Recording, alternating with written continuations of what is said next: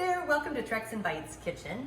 Quincy and I are going to show you today how to do celery root puree, which is a root that is extra rich in antioxidants and nutrients, and it's a great alternative to starchy vegetables like potatoes, mashed potatoes, or other root vegetables.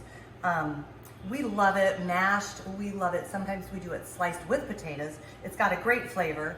When you see it in the store, it's kind of nutty. You're like, what in the world do I do with this? It's got like all these hairs and these little curlicues and all kinds of rough skin, and most people probably wouldn't even know what to do with this if you saw it in the grocery store. And sometimes it's got the stalk still sticking out of it that do look like celery. So anyway, we're gonna head for this one today, and all you need is a sharp knife. You need a food processor. You need a pan with a French steamer, a pot with a French steamer, and then a little bit of butter, creamer, white pepper, and salt. So let's go. Okay, so what you do is you just take your sharp knife and you start cutting this thick skin off the edge of the celery root, and eventually you're going to end up with just a nice clean ball of celery root like this. The tricky part is down here where all the stalks end up coming out of it. It's kind of gnarly and nubby and tuberous almost. So what you're going to do is you're going to cut off the very tip of it like this, and then you're going to have to kind of dig down in and cut out little sections like that so you don't have the really dark part in between there. And you want to save as much of the celery root as you can, because this stuff is not cheap. It's kind of expensive actually, but it's worth it, trust me. Oh, and the smell on your hands when you're making this, working with it, it's heavenly. It smells so good. So the top part is easy, pretty straightforward, just basically, peel off as thin a layer as you can until you get down to the nice white. The bottom part is, or probably this is actually I don't know if this is the top or the bottom to be truthful, but anyway, you kind of cut out these little chunks, and if you have a little groove, just go down and make a little wedge like you're cutting a tree down and take out that little part.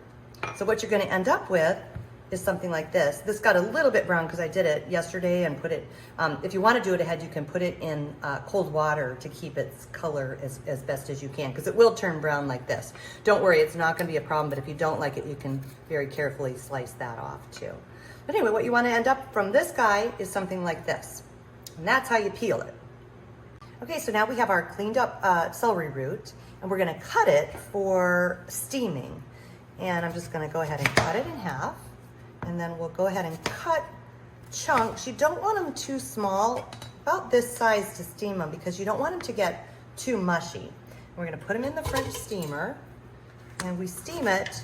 You kind of have to keep an eye on it, but you steam it. So bring the water to a boil and then steam it just until you can insert a knife into the celery root, and then you know it's ready to puree.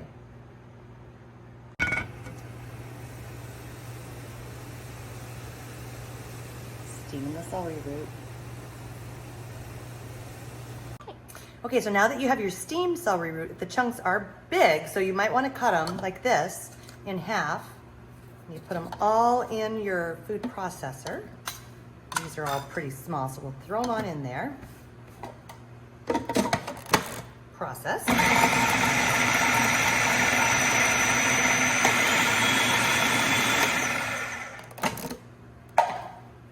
Spatula, and we're going to probably have to do a couple of times to get them all chopped up.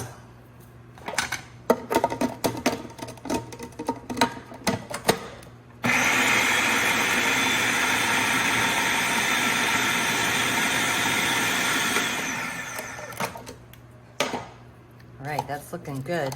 And we're going to add now, you can see it's nice and mushy, and going to get a little cream in there, and it's going to make it nice and creamy. But first I'm just going to put a little bit of salt in, and we'll shake a little bit of white pepper, because white pepper is really good with this. And we add, this is totally optional if you want to add butter, but don't add any more than a tablespoon or two. And then just about 1 tablespoon of cream. And we're going to process it again.